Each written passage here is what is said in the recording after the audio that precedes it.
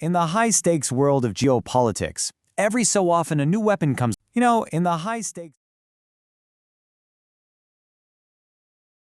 along that just changes everything. It completely upends decades of military strategy. Right now, we're watching that happen in real time. This is the story of a massive technological standoff between two giants, India and China, and their race to master the unbelievable power of hypersonic speed.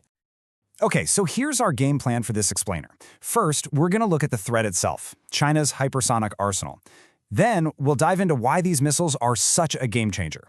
After that, we'll break down India's ambitious multi-layered defense plan. And finally, we'll get into the nitty-gritty tech behind it all and what this new arms race means for Asia. All right, so first things first. We have to understand the source of all this tension. We are talking about a totally new class of weapon that is literally rewriting the rulebook for modern warfare. Just think about that for a second. Try to imagine hitting a target that's not only moving faster than pretty much anything out there, but can also dodge and weave like a fighter jet. That, right there, is the core problem facing defense systems all over the world today. And it's so important to get this. This isn't just about being fast. I mean, ballistic missiles have always been incredibly fast. The real revolution, the game changer, is combining that insane speed with unpredictable movement. That deadly combination is exactly what makes so many traditional defense systems suddenly look like they're a century old. So China isn't just theorizing about this stuff, they've built specific tools for the job, like the DF-17 and the DF-27. These are key parts of a strategy called anti-access/area denial, or A2AD for short. The goal is actually pretty simple. Create a massive strategic bubble that's just too dangerous for your rivals to enter. It's about keeping them at arm's length.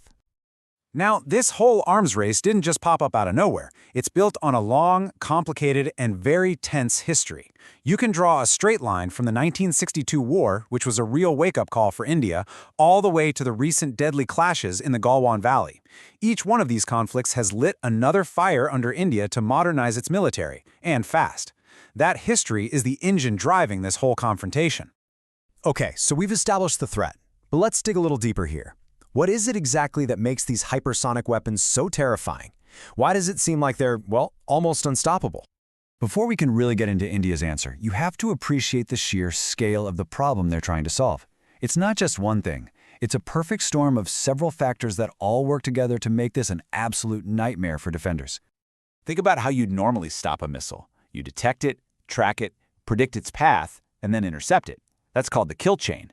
Well, hypersonic weapons just blow that whole process to bits.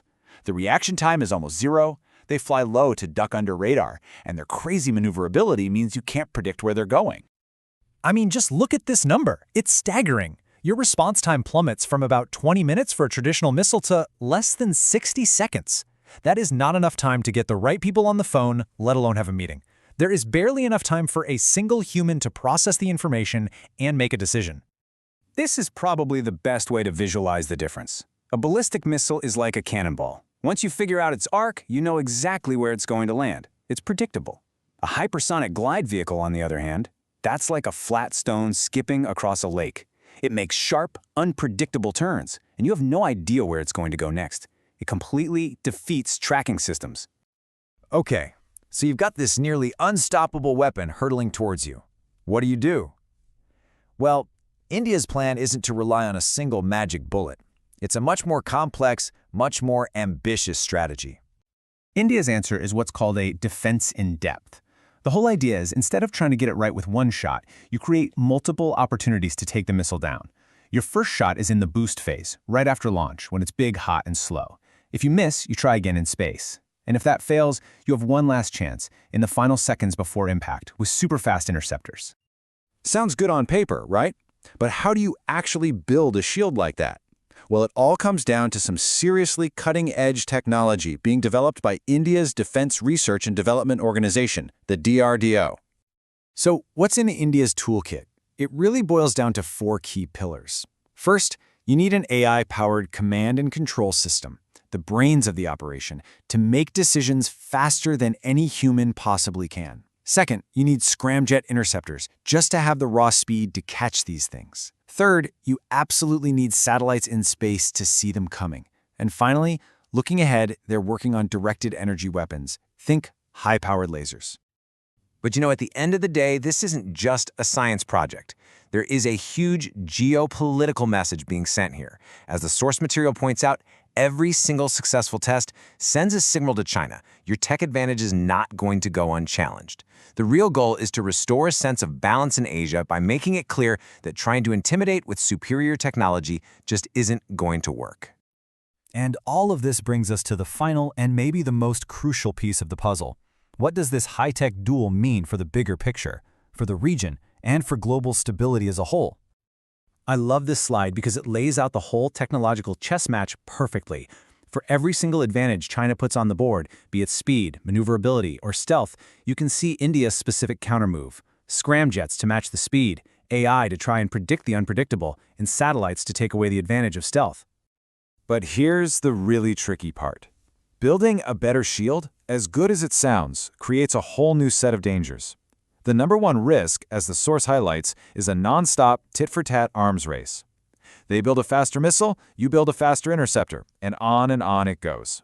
This makes crises incredibly unstable because leaders have less and less time to make world-altering decisions, which massively raises the chance of a catastrophic mistake. And it's so important to remember that none of this is happening in a vacuum. You've got these major international partnerships coming into play, especially the Quad Alliance. That's the US, Japan, Australia, and India. If they start sharing things like satellite data and AI defense tech, they could potentially create a unified shield that would completely change the strategic map of the entire Indo-Pacific. So that's the big, lingering question we're left with. In this new era where weapons travel at blinding speed and reaction times have shrunk to almost nothing, can the old ideas of stability and deterrence even survive? Does building a better shield actually lead to peace, or does it just provoke your rival to build an even sharper sword? The answer to that is going to define the future of Asia, and maybe the world.